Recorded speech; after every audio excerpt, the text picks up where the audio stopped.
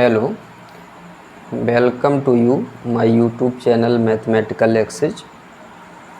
आज हम कक्षा 11 का मैथ स्टार्ट कर रहे हैं और इसमें आपका जो टॉपिक है वो समुच्चय का है।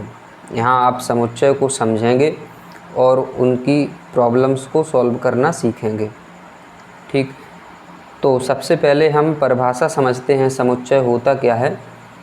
वस्तुओं का सुपरिभाषित संग्रह समुच्चय कहलाता है। संग्रह का मतलब होता है समूह या ग्रुप। तो समुच्चय एक संग्रह होता है, एक विशेष प्रकार का संग्रह होता है, उसको हम समुच्चय कहते हैं। सुपरिभाषित का मतलब है कि वस्तुएं हमें सुस्पष्ट होनी चाहिए।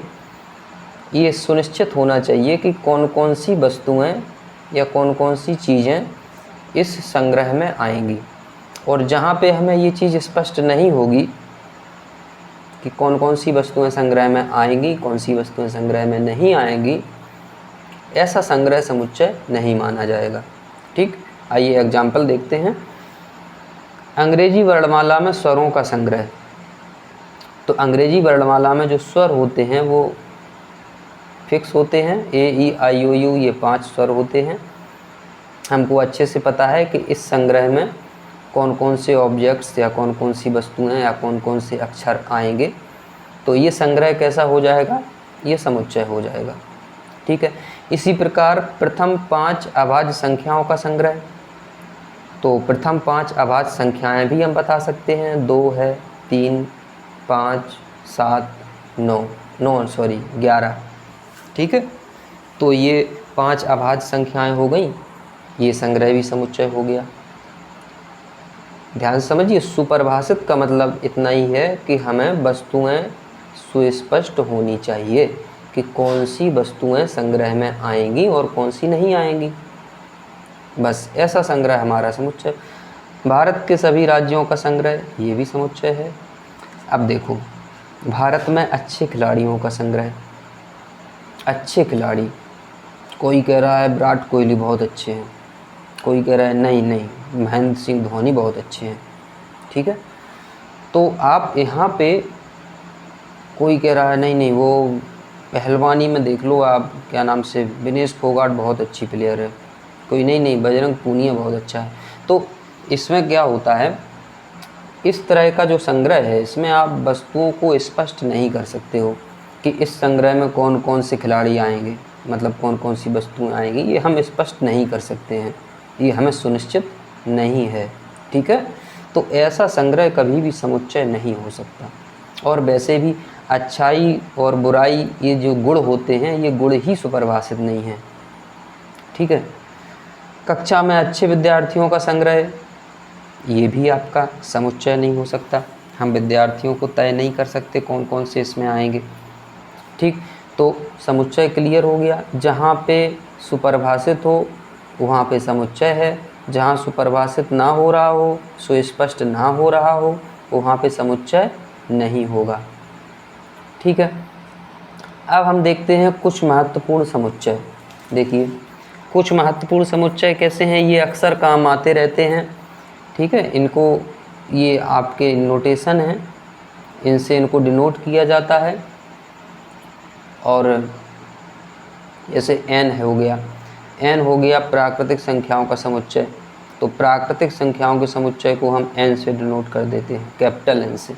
नेचुरल नंबर होता है ना, ऐसे ही पूर्णांकों का समुच्चय है, इसको जेड से निरूपित करते हैं।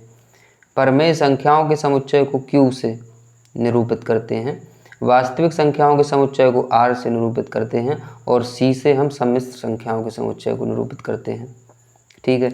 ये हमारे कुछ इम्पोर्टेंट सेट हो गए। अब देखिए समुच्चय को लिखने की विधियाँ। तो समुच्चय को लिखने की 2 विधियाँ होती हैं, एक सूची विधि या तालिका विधि, दूसरी होती है समुच्चय निर्माण विधि या गुण विधि। ठीक है। आइए इनमें डिफरेंस, अंतर समझते हैं क्या है। तो ये सूची विधि है, यहाँ गुण विधि है। ये हमने एक सेट लिखा है, यहाँ पे समुच्चय n बराबर लिख लिया 1 2 3 4 ... मतलब ये आपका प्राकृतिक संख्याओं का समुच्चय है।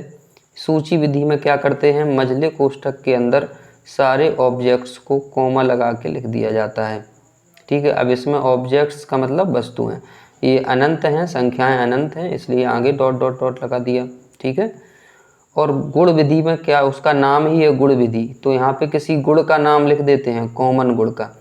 इन सारे एलिमेंट्स में जो कॉमन गुण है उसका नाम लिख दिया जाएगा किसी एक वेरिएबल को मान करके, किसी एक चर राशि को मान करके। ठीक है, तो n बराबर x चर राशि ले लिया हमने, x is such that x एक प्राकृतिक संख्या है।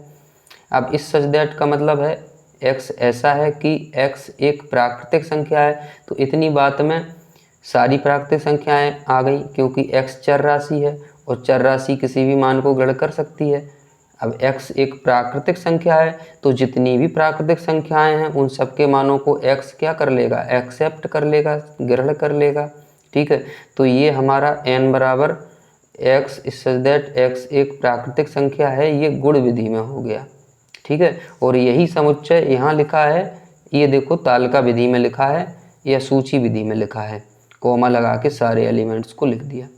ऐसे ही ये एक सेट लिखा है a बराबर AEIOU, ये आपका सूची विधि में लिखा है। और यहाँ पे देखो a बराबर x is such that x अंग्रेजी वर्णमाला का एक स्वर है, तो ये हो गया गुण विधि में। अब ये x अंग्रेजी वर्णमाला का एक स्वर है, तो x सारे अंग्रेजी वर्णमाला के स्वरों को ग्रहण कर लेगा इसमें। अगर हम इसको उसमें लिखेंगे सूची विधि में तो यही आ जाएगा